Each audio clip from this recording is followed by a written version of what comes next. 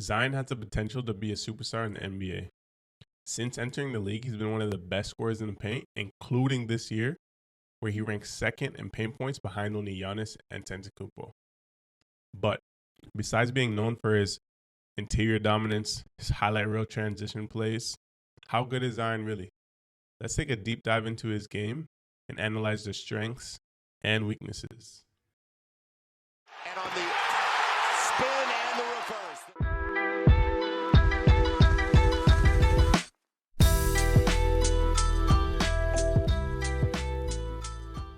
Halfway through the season, and Zion's numbers are down almost each category compared to last season where he played just 29 games prior to injury. But what stands out the most is the amount of minutes he's averaging per game.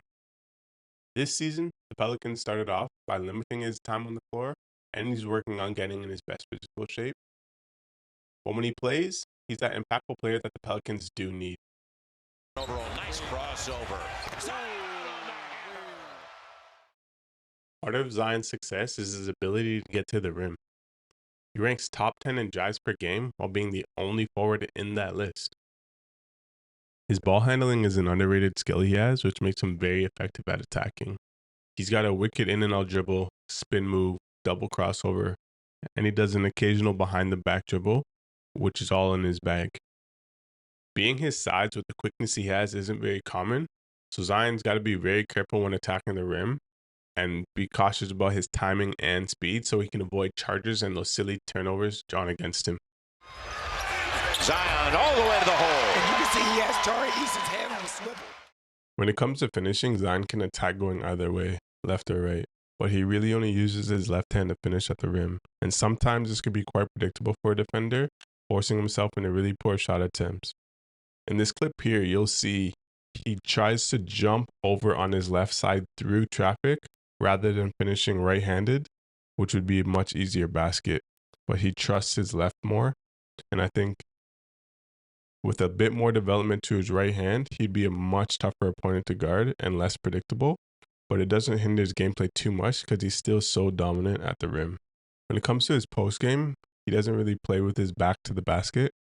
He lacks usage of a hook or fade, and if he does catch it on the block, he likes to turn and face and then take guys either direction. But at the buzzer, Zion! Taking less than 3 jump shots a game, it's fair to say that shooting isn't part of Zion's overall game. The scouting part will say to give him space and let him shoot it on the perimeter. So defenses will kind of sag away from him and let him shoot like LeBron does here. Gives him all the space he would like. And this can make it tough for him if he's got the ball in his hands and the offense is stagnant, because defenses will just clog up those driving lanes, knowing that he wants to bring it inside. So this will force him to be more passive at times. Historically, though, his 3-point percentage isn't terrible at 34%, but most of those shot attempts are very, very wide open, so it doesn't necessarily say he's a great shooter. His shot structure needs some work, but his pull-up mid-range has some promise with some good lift and a decent form. With that being said, you won't get much from him outside of the paint. A leadership role in the Union, and Williamson back-to-back live. Predominantly, though, Zion does play off the ball in the Pelicans offense, and he likes to set up the corners until a play is called for him. He's intelligent with the timing of his back cuts, which gets him plenty of touches around the rim, and it's not likely to find him used as a screener for a pick and roll, although he can do it. Zion's going to beat it himself. Ooh, beautiful dive. Got it! The Pelicans this season wanted to create good looks for the shooters by collapsing defenses and forcing help. Too many times last season, players would rely on the mid-range or take poor shots in isolation. So this season, with Zion healthy in the lineup, he's pretty good at collapsing the defense. And with his vision, he can kick it out to shooters on the perimeter. Zion's versatility is useful when they want to play big. He has moments where he's being used as a point forward, which showcases his capability of passing the ball and making the right play, kicking it out to the corners like here. You're not going to see playmaking such as players like Giannis, Sabonis, or even BI from those forward positions, mainly because Zion is so direct and wants to put the ball in the basket. But his awareness to be able to locate teammates and to thread a pass in tight spaces is effective.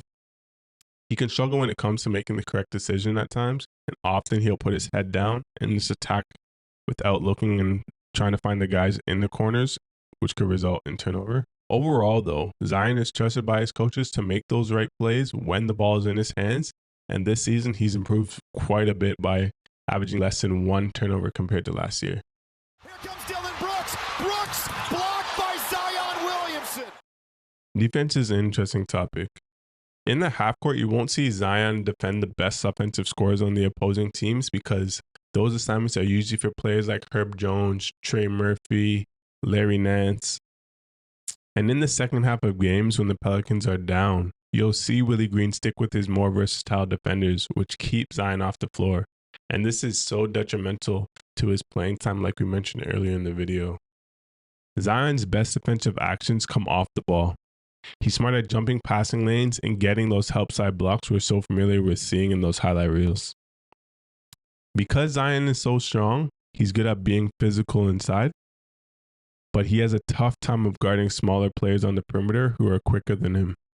Zion is someone you'll see be inspired by a hype play, which engages his team on defense, leading to greater things. His passion in those moments are very fun to watch and it usually sparks a big run for them.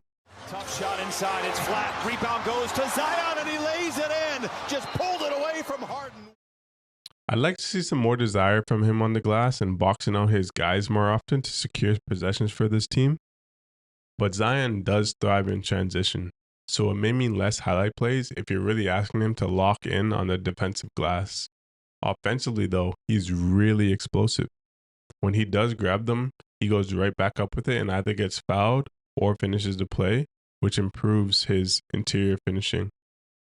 And you can tell he has what it takes to improve his rebounding numbers, but the minute reduction has been a contributor to those numbers falling. And in the past, he's averaged 8 rebounds per game.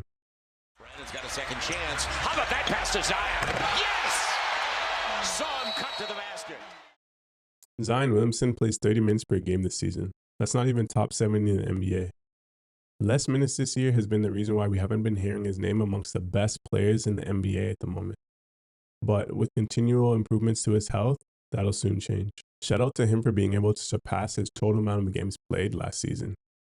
Being healthy up until this point in the year has been huge for the Pelicans medical staff and for Zion's long-term health and career longevity. Halfway through the season, we're seeing a step down in his numbers, but his impact through multiple facets of the NBA game has been comparable to the Zion of years prior. If Zion can continue to stay healthy, we can expect to see him become a superstar in this league for many more years to come.